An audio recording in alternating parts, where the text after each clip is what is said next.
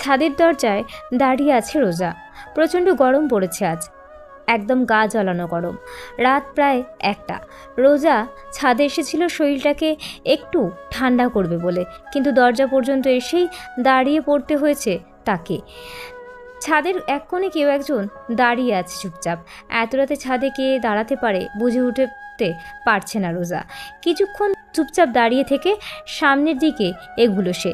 চাঁদের আবছা আলো পড়ছে ছাদের দাঁড়িয়ে থাকা মানুষটার ঝাঁকড়া চুলে। কুকুরানো মাথা ভরা চুলগুলো দেখেই ঠোঁটের কোণে হাসি ফুটে উঠল রোজার। চুপচাপ পাশে গিয়ে দাঁড়িয়ে গলা খাঁকারি দিয়ে বলে উঠল, কিরে মিস্টার আইনস্টাইনের আজ মুড অফ? কি মারাত্মক ব্যাপার। রোজার কথায় মুচকি হাসল হৃদ। রোজার সব কথাতেই প্রচণ্ড হাসি পায় হৃদের ধারণা রোজার কাছে মন ভালো করার ম্যাজিক আছে। রোজা মুখ খুললেই সেই ম্যাজিকটা চট করে কাজে লেগে যায় আর সব মন খারাপ ভাবকে এক চুটকিতে উধাও করে দেয়। হৃদকে চুপ করে থাকতে দেখে ঘুরে দাঁড়ালো রোজা। লাফিয়ে রেলিংয়ের উপর পা ঝুলিয়ে বসে পড়ল সে। হৃদের দিকে তীক্ষ্ণ দৃষ্টিতে তাকিয়ে ফিসফিস করে বলে উঠল, কাহিনী কি রে? গার্লফ্রেন্ড ভেঙে গেছে নাকি? আরে গার্লফ্রেন্ড তো ভাগার জন্যই, তার জন্য মন খারাপ করতে হয় নাকি? বউ ভেঙে গেলে না হয় একটা কথা ছিল, বাট গার্লফ্রেন্ড? রোজার কথায় হেসে উঠল হৃদ। মাথার ঘন ঝাঁকড়া চুলগুলো খানিকটা ঝাঁকিয়ে দিয়ে বলে উঠল, ধুর আপু, কি যে বলো না, মোটেও আমার গার্লফ্রেন্ড ভেঙে যায়নি। তাছাড়া আমার কোনো গার্লফ্রেন্ডই নেই। হৃদের কথায় কিছুটা অবাক হয়ে গেল রোজা। বিস্ময় মাখা মুখ নিয়ে বলে উঠল, সত্যি নেই নাকি ঢপ মারছিস? সত্যিই নেই আপু। আচ্ছা বেশ, বিশ্বাস করলাম। তাহলে বল, মন খারাপ কেন? কই, মন খারাপ ছিল না তো। মিথ্যু, বল কি হয়েছে, নয়তো মাকে গিয়ে বলবো তোর গার্লফ্রেন্ড ভেঙে গেছে। বাবা ছবিগুলো ফেলে দিয়েছে আপু। রোজা ভ্রু কুচকালো। কোন ছবি? ওই যে রাফিন চৌধুরীর মারামারি ছবিগুলো আমি বাবাকে দিলাম, আর বাবা উল্টো আমাকে বকে দিল। একটা চড়ও মেরেছি জানিস। চর মারলো কেন? ক্লাস ফাঁকি করে মার্কেটে গিয়েছিলাম বলে। হি ডাজেন্ট লাভ মি আপু। বাবা সবসময় রেগে কথা বলে, তোমার সাথে তো এমন করে না। রোজা হাসলো। হৃদকে হাতের ইশারায় কাছে ডেকে হৃদের হাতটা নিজের হাতে নিল। ডান হাতে ও ঝাঁকড়া চুলগুলো নেড়ে দিয়ে বলে উঠল, তোর চুলগুলোও বেশ আইনস্টাইনের মতো হয়েছে রে, তোকে স্যুট করে, কাটিস না। আচ্ছা রিত, তোকে কিছু কথা বলি, খুব মন দিয়ে শুনবি, ওকে? হৃদ মাথা নাড়ালো। রোজা মনোযোগী হতে না বললেও সে মনোযোগ দিয়েই শুনতো। রোজার সব কথাই ওর ভালো লাগে। রোজা যদি হৃদকে বকে তবুও হৃদের মোটেও মন খারাপ লাগে না, বরং আপুকে শক্ত করে জড়িয়ে ধরতে ইচ্ছে করে তার। হৃদ প্রতিবারই ভাবে এবার আপুকে জড়িয়ে ধরবে বলে, আপু তোমার এতগুলো ভালোবাসি। কিন্তু কখনো বলা হয়ে ওঠে না ওর। মূলত বলতেই পারে না, খুব লজ্জা লাগে ওর। রোজা একটা দীর্ঘশ্বাস ফেলে বলল, আচ্ছা, তোর ক্রিকেট খেলার ব্যাটটার দাম কত রে? রোজার প্রশ্নে অবাক হলো হৃদ। সে ভেবেছিল রোজা হয়তো ইম্পর্টেন্ট কিছু বলবে, কিন্তু ক্রিকেট ব্যাটের দাম। আচ্ছা, আপু কি জানাল জিম ছেড়ে মাঠে ক্রিকেট খেলার পরিকল্পনা করছে নাকি? কথাগুলো ভেবে একটা ছোট্ট নিঃশ্বাস ছেড়ে এক ঝাঁক কনফিউশন নিয়ে বলে উঠল, 7,000? বাবা তো 7,500-এর মধ্যেই কিনে দিয়েছিল। কেন বলো তো, তুমি কিনবে নাকি? রোজা হাত ঝাড়ল, একটা গাঢ় নিঃশ্বাস ফেলে বলল, না, কিনবো না। আচ্ছা, তোর ওই ক্রিকেট ব্যাটটা সামনের ওই 5তলা থেকে নিচে ফেললে কেমন হয়? একদম চলন্ত ট্রাকের নিচে ফেললে? রোজার কথায় আবারও অবাক হলো হৃদ। বিস্মিত কণ্ঠে বলল, ওখান থেকে ফেললে তো ব্যাটটা ভেঙে যাবে আপু। গেলে গেল, নতুন একটা কিনে নিবি। কি বলছে আপু? ওটা আমার প্রিয় ব্যাট, ওটা ছাড়া খেলা জমবে নাকি? দেখা যাবে, শেষ পর্যন্ত খেলাটা যদি বাদ দিতে হবে আমায়। ওই ব্যাট ছাড়া সিক্স আসে না আমার। তাছাড়া আই লাভ দিস ব্যাট, ওটা এইভাবে ভেঙে যেতে দিতে পারি না। আচ্ছা ভাই, তোর এই ব্যাটটা মাত্র 5 বছর ধরে ইউজ করছিস তুই, তবু এত ভালোবাসা। সামান্য একটা কাঠের টুকরোই তো, তার জন্য এত ভালোবাসা কেন?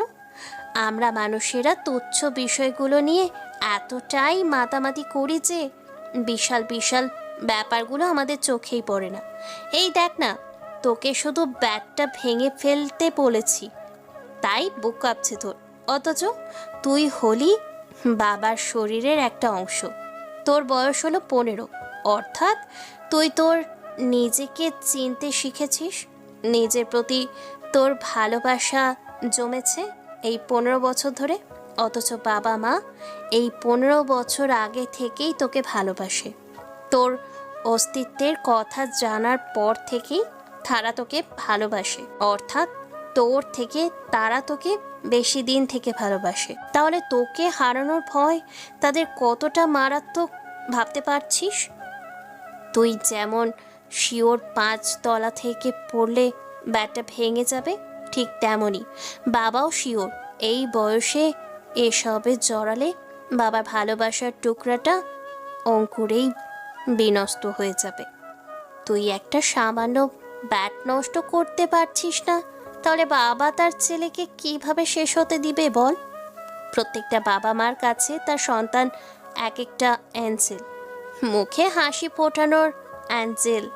তুই যেমন তোর স্পেশাল ব্যাট ছাড়া 6 মারতে পারিস না, ঠিক তেমনই বাবা মা তার ছেলে মেয়েকে ছাড়া হাসি মুখে বাঁচতেই জানে না।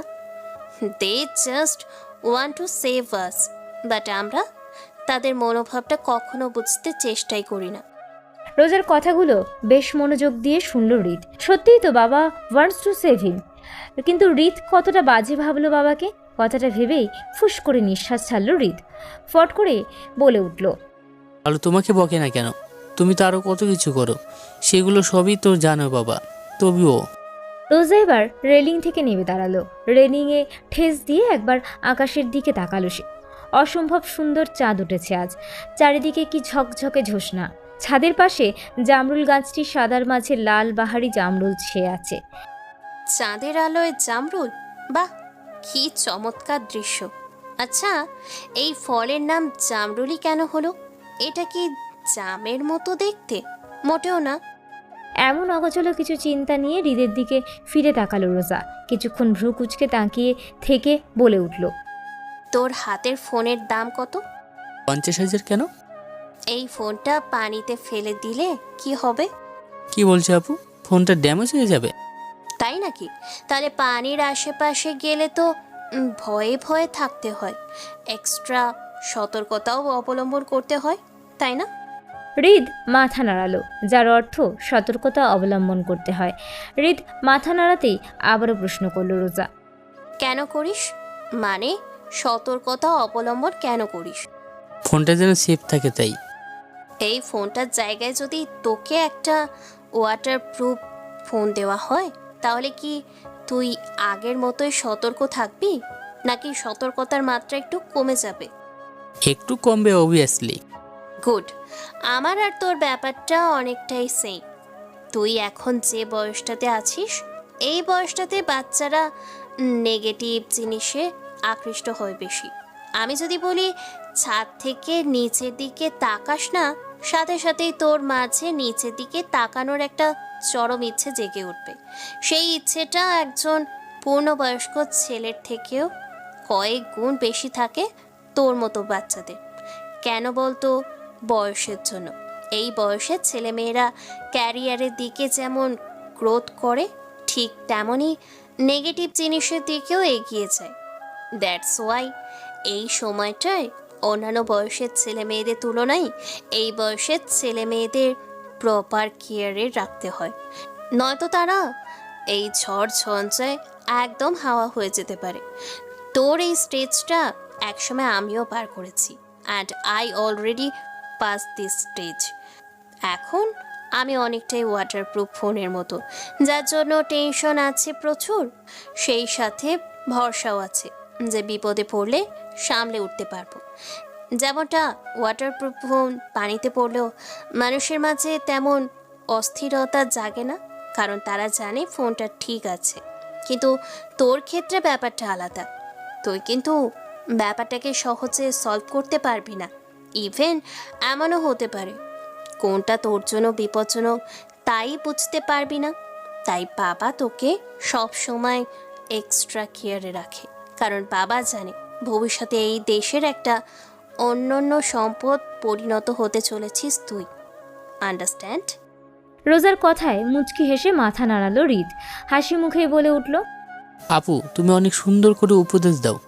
উপদেশ নামক শব্দটা আস্ত চুলকানি হলেও তোমারটাতে শুনতে একদম মিষ্টির মতো লাগে। মনে হয় লাভ ইজ সো কুল। রোজা হাসলো। ভাই, সবসময় একটা কথা মনে রাখিস, লাইফটা কঠিন কিছু নয়, আবার খুব সহজও নয়। লাইফটা তেমন যেমনটা তুই তাকে বানিয়ে নিবি। অর্থাৎ তোর লাইফটা ইজি হবে নাকি টাফ হবে, এটা নির্ভর করছে তোর উপর আর তোর মেন্টালিটির উপর। তুই যেমনটা ভাববি তোর চারপাশটা তোর কাছে তেমনই লাগবে। যেমন সাইকেল রেসিংয়ে জনি সেদিন তোর টায়ার পাঞ্চার করে দিয়েছিল, প্রতিশোধ হিসেবে তার ঠিক পরের দিন তুই ওর টায়ার পাঞ্চার করে দিয়েছিস। এর ফলাফল হিসেবে পরের দিন তোদের মাঝে মারামারি হয়েছে, তার ফলে তোর মন খারাপ হয়েছে। জনি বাবা মার কাছে তুই বাজে ছেলেও হয়েছিস, তাতে লাভ কি হয়েছে? Overall zero. তার থেকে তুই অন্য একটা ট্রিক ইউজ করতে পারতি। রোজার কথায় চোখ চিকচিক করে উঠল হৃদের। কৌতূহলী হয়ে বলে উঠল, কি ঠিক আপু? তুই সাইকেলে ওঠার আগে টায়ারটা চেক করে নিতে পারতি, তাহলে কিন্তু এমনটা হতো না। রেসটাও তুই জিতে যেতিস, আর মারামারি লেগে কারোর কাছে ব্যাড বয়ও হতে হতো না। জনির এমন বাজে কাজের পরেও তোর এই জিতে যাওয়া ওর সহ্যও হতো না, বাড়তো মানসিক যন্ত্রণা। আর এই মানসিক যন্ত্রণাটাই হতো ওর চরম শাস্তি। এই জ্বালাপোড়া থেকে সে কোনো না কোনো ভুল করত এবং সবার সামনে সহজে প্রুভ হয়ে যেত he is the culprit, not you. Right? আমি তো এভাবে ভাবিনি আপু। সেদিন ভাবিসনি, এখন ভাববি। সচেতনতা সবচেয়ে বড় হাতিয়ার। তার থেকেও বড় হাতিয়ার হলো চুপ থাকা। চুপ থেকে এমন অনেক কিছু করা যেতে পারে যা চিল্লাচিল্লি করে হয় না। বুঝেছেন মিস্টার আইনস্টাইন? গুড। এবার চল, ঘুমোবি না? দুটো তো প্রায় বাজতে চললো। চল চল। কথাটা বলে দরজার দিকে এগিয়ে যেতেই পেছন থেকে ডেকে উঠল হৃদ। আপু আমাকে কখনো একা ফেলে যাবে না তো? হৃদের কথায় ভ্রু কুচকালো রোজা। ঘাড় ঘুরিয়ে পেছনে তাকিয়ে হালকা হেসে বলে উঠল। কোথায় যাব? রোজা তাকাতেই মাথা নিচু করে নিল হৃদ। ধীর কণ্ঠে বলল, জানি না, তবে কোথাও যাবে না তুমি। তোমার বরের সাথেও যাবে না, নয়তো তোমার বরকে ধরে মারবো আমি। হৃদের কথায় হেসে উঠল রোজা। হাসতে হাসতেই নিচের দিকে হাঁটা দিল সে। যাওয়ার সময় বলল, বেশ তো, আমিও তোর সাথে যোগ হব। দুইজন মিলে মারবো ওকে। রেডি থাকিস? রোজা চলে যেতেই ঘুরে দাঁড়ালো হৃদ। সত্যি রোজার বরকে মারবে সে? ওর বোনকে নিয়ে চলে গেলে সে একা কী করে থাকবে? এইসব বিষয়গুলো এত ইজিলি বুঝিয়ে দিবে কে? রোজাকে তো কিছুতেই যেতে দিবে না হৃদ, কিছুতেই না। ডেভিনে বসে আছে রাফিন। চোখ দুটো বন্ধ করতেই আরুর চর মারার দৃশ্যটা ভেসে উঠছে বারবার। একটা মেয়ের এতটা সাহস কী করে হতে পারে? কি করে যে মেয়েটা রাস্তার 2 টাকার গুন্ডা দেখে ভয় পায়, সে কিনা রাফিন চৌধুরীর গায়ে হাত দেয়? এই মেয়েকে ছেড়ে দিবে না সে, কিছুতেই না। রাফিনের গায়ে হাত দেওয়ার জন্যই চরম মূল্য দিতে হবে তাকে, চরমের থেকেও চরম। কথাগুলো ভাবতেই চোখ দুটো লাল হয়ে আসছে রাফিনের, টকটকে লাল। এমন সময় দরজায় টোকা পড়ল। রাফিন ঘাড় ঘুরিয়ে দরজার দিকে তাকালো। দরজায় জড়সড় হয়ে দাঁড়িয়ে আছে রাফিন তাকাতেই দেখেই বলে উঠল সে, ভাই বস্তি খালি করা শেষ, কাল থেকে কাজ শুরু করা যাবে। কিন্তু রাফিন কপাল কুঁচকালো, রাগী গলায় বলল, কিন্তু কি? ভাই বস্তির মানুষগুলো তো ওখান থেকে সরে নাই, উল্টো আরো শান্তিতে ঘুমাচ্ছে। এত সাহস পাচ্ছে কোথায় ওরা? আসিফ একটা ঢোক গিলল, ভয় পাওয়া গলায় বলে উঠল, আসলে ভাই সুপারস্টার আরিয়ান মিনময় বস্তিবাসীদের খাবার দিচ্ছে, জামা কাপড় দিচ্ছে, তাই জীবিকার জন্য ওদের মধ্যে কোনো হেলদিল দেখা যাচ্ছে না। তাছাড়া ওই পুলিশ অফিসারকে মারার জন্য পুলিশ ফোর্সের বেশিরভাগই স্ট্রাইক করছে এবং সরকারের বিপক্ষে গিয়ে বস্তিবাদীদের সুরক্ষা দিচ্ছে। আমাদের খবর মতে এর পেছনে জার্নালিস্ট রাদীপ আহমেদের হাত আছে। রাফিনের চোখ দুটো লাল হয়ে এলো মুহূর্তেই। হুট করে উঠে দাঁড়ালো। সামনে দাঁড়ানো আসিফকে জোরে একটা চর বসিয়ে পাশের ফুলদানিটা ছুঁড়ে ফেললো দেওয়ালে। মুহূর্তেই ভাঙা ফুলদানির ঝনঝন শব্দ প্রতিধ্বনিত হলো প্রতিটি দেওয়ালে। আসিফকে কলার ধরে দাঁড় করিয়ে দাঁতে দাঁত চেপে বলে উঠল, তোকে কি আমি শুধু প্রবলেমগুলো বলার জন্য টাকা দিচ্ছি? I want solution. Kill the rabbit bastard. ভাই, রাফিন রেগে তাকাতেই না মানে সবার নজরই এখন রাদীপ আহমেদের উপর। ওকে বললে দেশে মানুষ আগুন হয়ে যাবে। বিরোধী দলের চাপ সরকারও আমাদের সাইডও চেঞ্জ করে ফেলতে পারে। ওদের কাছে টাকার চেয়ে ক্ষমতা টিকে রাখাটাই আগে। তাই বলছিলাম কি বললি? রাদীপের একটা সুন্দরী মেয়ে আছে আর একটা ছেলেও আছে। যদি আসিফের কথায় শান্ত দৃষ্টিতে তাকালো রাফিন। জানলার পাশে গিয়ে পকেটে হাত দিয়ে দাঁড়ালো সে। অন্ধকার আকাশে দৃষ্টি নিবন্ধ করে বলে উঠল সে, চা ভাবছিস করে ফেল। আসিফ মাথা নাড়ালো, বিড়বিড় করে বলল, আচ্ছা ভাই। আসিফ চলে যেতেই বিয়ারের বোতল হাতে নিল রাফিন। একটা সিগারেট জ্বালিয়ে শুকটান দিতে দিতে বিয়ারের বোতলে চুমুক দিতে লাগলো সে। আকাশের চাঁদ আজ একটু বেশি উজ্জ্বল। হয়তো কারো সর্বনাশের বার্তা জানাতেই এত উজ্জ্বলতা তার। আরিয়ার স্টাডি রুমের দাঁড়িয়ে আছে রোজা। চারপাশে বইয়ের বাহার। সারি সারি বইয়ের মাঝে কোথায় কোনো প্রমাণ খুঁজে পাবে রোজা? কথাটা ভেবেই একটা দীর্ঘশ্বাস ফেলল রোজা। লাইব্রেরির এক কোণে থেকে অদম্য মনোবল নিয়ে ব্যতিক্রম কিছু খুঁজতে লাগলো সে। 14 বছর আগের কোনো ঘটনার প্রমাণ খুঁজে পাওয়া সত্যিই খুব কঠিন, কিন্তু পারতে তো তাকে হবে। একে একে প্রতিটি তাকে চোখ বোলালো রোজা। ড্রয়ার, টেবিল, চেয়ার, এমনকি ময়লার ঝুড়িও বাদ দিল না। কিন্তু ফলাফল শূন্য। ভাঙা মন নিয়ে রুম থেকে বেরিয়ে এলো সে। দরজায় তালা লাগিয়ে আরিয়ার বেডরুমের দিকে তাকালো। এই রুমটা প্রথম দিনই খুঁজে দেখেছে সে তবুও কেন যেন মনে হচ্ছে এখানে কিছু আছে। রোজা আবারও তালা খুলল, রুমটাতে ঢুকলো। চারপাশে চোখ বুলিয়ে দেখে নিয়ে দরজাটা ভেতর থেকে লাগালো সে। সেদিন সব জায়গা চেক করেছে, বাকি রয়ে গেছে আসবার পত্রের তলাগুলো। এগুলোর নিচে কিছু লুকিয়ে নেই তো? রোজা অনেক খুঁজে দরজার পাশে ঝুলঝাড়ার লম্বা একটা ঝাড়ু দেখতে পেল। মোবাইলের লাইট আর ঝাড়ুর সাহায্যে বিছানা, সোফা, টেবিল সব কিছু নিচে চেক করে নিল সে। কিন্তু আবারও হতাশ হতে হলো তাকে। এক ঝাঁক হতাশা নিয়ে আলমারির দিকে এগিয়ে গেল। নিচে বসে মাথাটা ফ্লোরের কাছাকাছি নিয়ে লাইট ধরতেই নিচ থেকে কালো রঙের একটা টিকটিকি বেরিয়ে এলো। হঠাৎ করেই বেরিয়ে আসায় চমকে চেঁচিয়ে পিছিয়ে গেল রোজা। তাড়াতাড়ি নিজের মুখ চেপে ধরল সে। টিকটিকি দেখে এমন ভয় পেয়েছিল ভেবেই নিজেকে খানিকক্ষণ বকে নিল সে। বুকে 2 হাত দিয়ে একটা স্বস্তির নিঃশ্বাস ফেলে আবারও আলমারির নিচে ঝুঁকে পড়ল সে। ধুলো ছাড়া আর কিছুই চোখে পড়ল না তার। হতাশ হয়ে উঠে যেতে নিতেই আলমারির এক কোণে একটা কাগজ চোখে পড়ল। দুমড়ে মুচড়ে যাওয়া হলুদ রঙের কাগজ। ঝাড়ুটার পেছন দিয়ে অনেক কষ্টে কাগজটা বের করে আনলো সে। ঝাড়ুটা নির্দিষ্ট জায়গায় রেখে এক হাতে ফোনের লাইট ধরে অন্য হাতে কাগজটা মেলল সে। হলুদ রঙের অনেক আগের কাগজ এটা। জেল কালি দিয়ে লেখা হয়েছিল বলে অনেক দিনের ব্যবধানে লেখাগুলো একদম লেপটে গেছে। রোজা কাগজটির দিকে ভ্রু কুঁচকে তাকালো। কিছুক্ষণ তাকিয়ে থেকে বুঝতে পারলো এটা একটা চিঠি। রোজা তাড়াতাড়ি তীর্থকে অফিস থেকে বেরিয়ে যেতে বলল। চিঠিটা ভালো করে পরীক্ষা না করে কোনো সিদ্ধান্তে যেতে পারবে না তারা। এটাই হতে পারে তাদের সেই বহু প্রতীক্ষিত সূত্র। তীর্থকে বের হতে বলে রোজাও নিচে নেমে এলো দ্রুত। কাজের লোকেরা যার রুমে ঘুমিয়ে আছে। এভাবেই চলে গেল ব্যাপারটা। অন্যদিকে ঘুরে যাবে ভেবে সোহেলকে ফোন করলো রোজা। 2 বার রিং হওয়ার পর ফোন ধরল সোহেল। ফোনটা ধরেই বলে উঠল, কে বলছেন? আমি এলিনা সরকার, মেনময় স্যারের বাড়িতে হোম ম্যানেজমেন্টের কাজ করছি। রোজার কথায় বিরক্ত হলো সোহেল।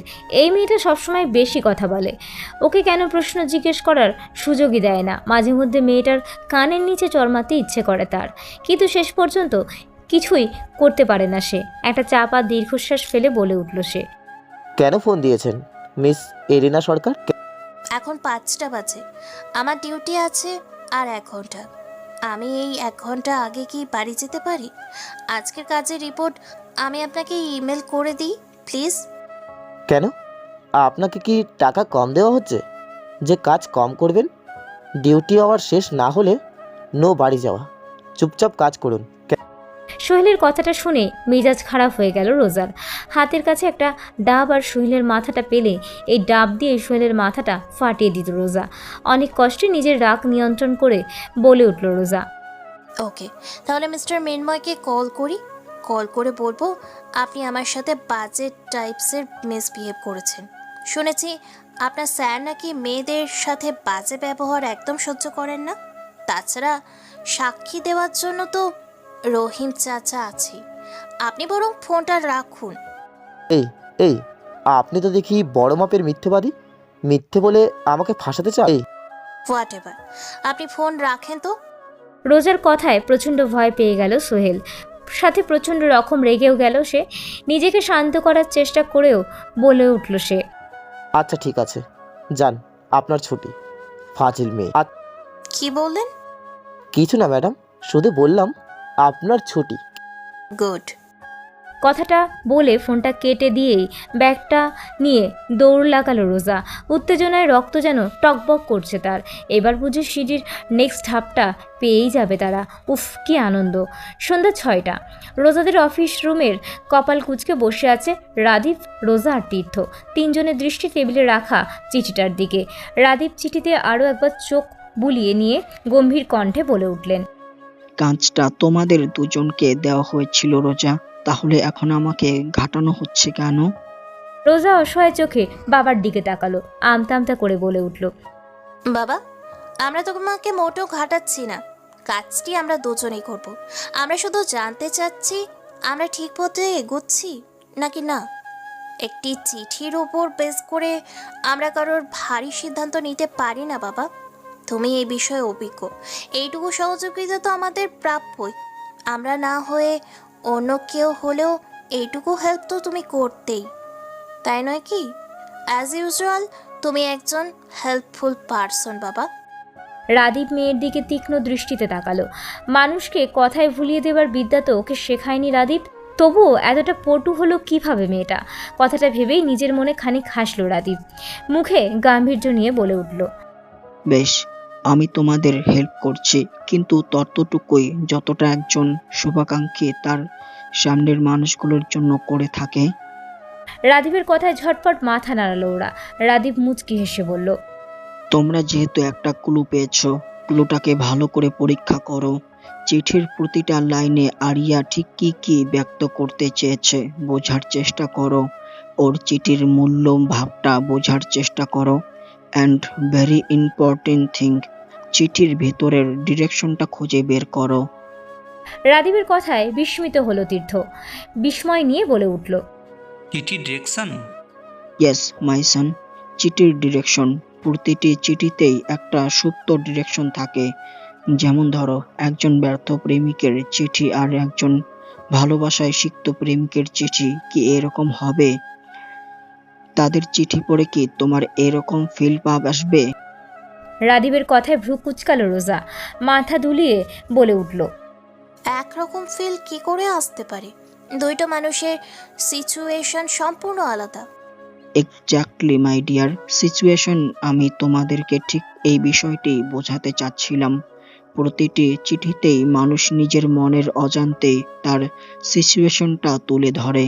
ডিরেক্টলি তুলে না ধরলেও কিছু কিছু লাইনে তাই ইনডাইরেক্টলিও প্রকাশ পেয়ে যায়।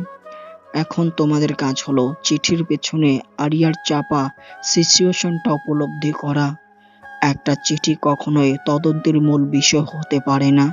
চিঠিটা এমনই লেখা হতে পারে যা হয়তো কেসের কোনো কাজেই লাগবে না।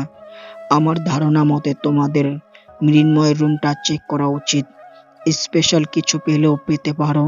তাছাড়া সব রুম তো চেক করা শেষই।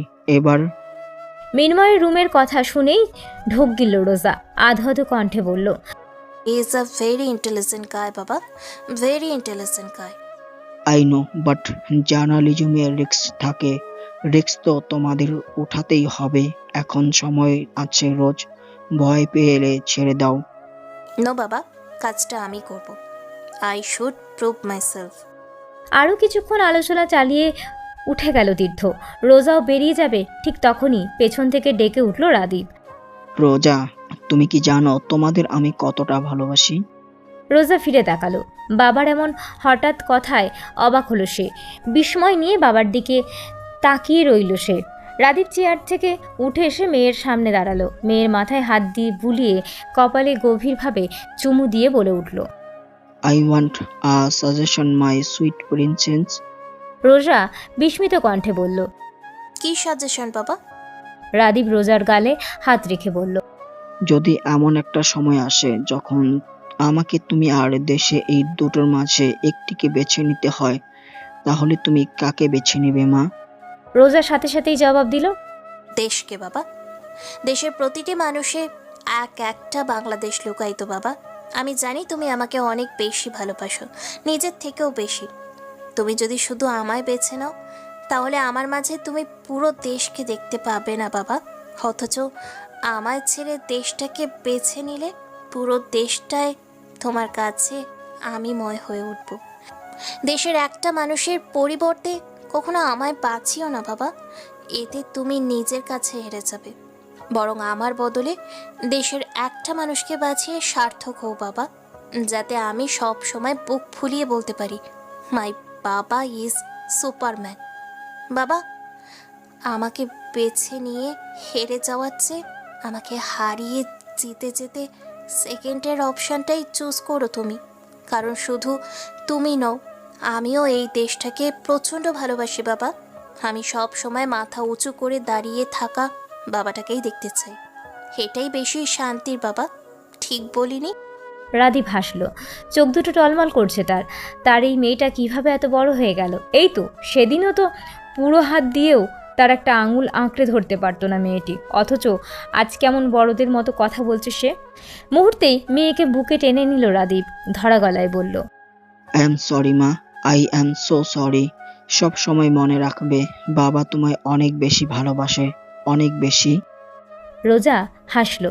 সে বুঝতে পারছে কোনো একটা ঝড় আসতে চলেছে তার জীবনে, ভয়ানক ঝড়। সেই ঝড়ে টিকে থাকার ক্ষমতা তার আছে, কিন্তু তার সকল চিন্তা তার ভাইটিকে নিয়ে। ওর কিছু হবে না তো? নিতান্তই বাচ্চা একটা ছেলেও। কত স্বপ্ন ওর চোখ জোরে।